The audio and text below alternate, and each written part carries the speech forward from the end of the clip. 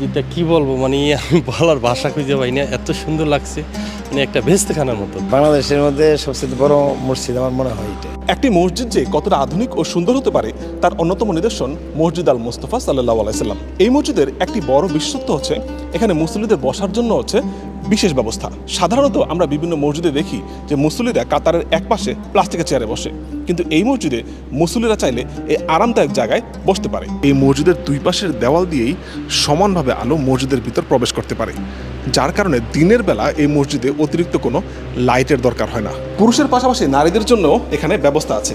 আমি নারীদের যে নামাজ পড়ার জায়গা সেটা আপনাদের দেখাচ্ছি, যদিও এটি এখনও নির্মাণাধীন অবস্থায় আছে, কিন্তু বিশাল জায়গা, এটা শুধুমাত্র নারীদের নামাজ পড়ার জন্য।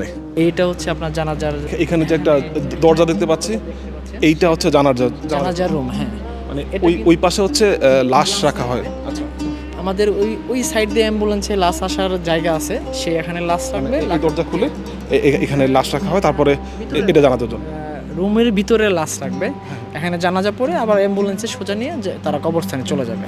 এই বক্সগুলো কিসের জন্য মূলত?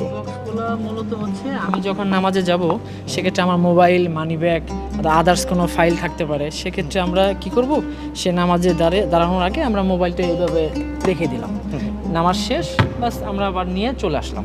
দোতলা এবং তিনতলার মুসল্লিরাও ইমাম সাহেবকে সরাসরি দেখতে পারবে। অনেক সময় ইমাম সাহেব যখন খুতবা পড়ায় তখন উপরের তলার মুসল্লিরা ইমাম সাহেবকে দেখতে পান না, কিন্তু এই মসজিদে দোতলা এবং তিনতলার মুসল্লিরাও ইমাম সাহেবকে সরাসরি দেখে খুতবা শুনতে পারবে। মসজিদটা কি বলবো মানে আমি বলার ভাষা খুঁজে পাই না, এত সুন্দর লাগছে, মানে একটা ভেস্তেখানার মতো। বাংলাদেশের মধ্যে সবচেয়ে বড় মসজিদ আমার মনে হয় এটা। নিচতলা থেকে আপনি দোতলা, তিনতলা, চারতলা যেখানেই যান না কেন, এখানে তো লিফটের ব্যবস্থা আছে এবং পাশাপাশি চলন্ত সিঁড়ির ব্যবস্থা আছে। মানে সাধারণত আমরা দেখি যে শুক্রবারে নামাজ পড়ার সময় যে একটা ভিড় হয়, এখানে কিন্তু সেই ভিড়টা পাবেন না, কারণ এখানে হচ্ছে উঠার এবং নামার দুইটাই চলন্ত সিঁড়ির ব্যবস্থা আছে এবং এই পাশে লিফটের ব্যবস্থা আছে, যদিও এটা নির্মাণাধীন, যে কারণে লিফটগুলো এখন কাজ করে না, কিন্তু লিফটেও চাইলে মুসল্লিরা উপরে উঠতে পারবে। এই ফ্যানটা কিন্তু দুই পাশ দিয়েই বাতাস দিতে পারে, মানে অনেক সময় দেখা যায় যে এক পাশে বাতাস আসলে অন্য পাশে মুসল্লিরা বাতাস পায় না, কিন্তু এইটার দুই পাশেই বাতাস দেওয়ার ব্যবস্থা আছে। পুরুষদের ওয়াশরুম বা অজু করার জায়গা, এটি হচ্ছে শুধুমাত্র পুরুষদের, নারীদের জন্য আলাদা অজু করার জায়গা আছে।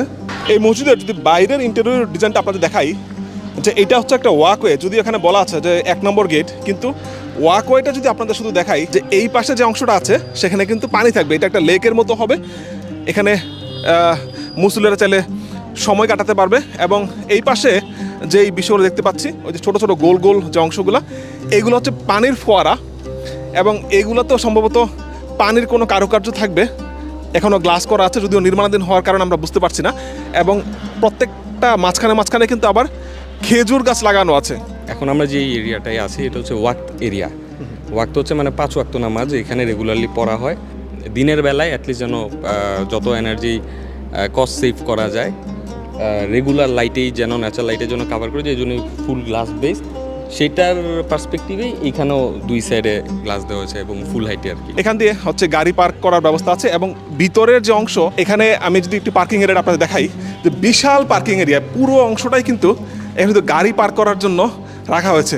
মসজিদের যে গম্বুজটি আছে সেই গম্বুজটি ভিতর থেকে কেমন দেখায় সেই দৃশ্য আপনাদের দেখাচ্ছি। এটি হচ্ছে একদম নিচতলা থেকে উপরের গম্বুজ পর্যন্ত, উপরে একটি ঝাড়বাতি দেওয়া আছে, যদিও মসজিদটি নির্মাণাধীন হবার কারণে ঝাড়বাতিটি এখন আবদ্ধ আছে, তবে কয়েকদিন পরে হয়তো খুলে দিবে। কিন্তু একদম 3তলা, 4তলা, 5তলা পর্যন্ত নিচ থেকে ঠিক এভাবে দেখা যায়।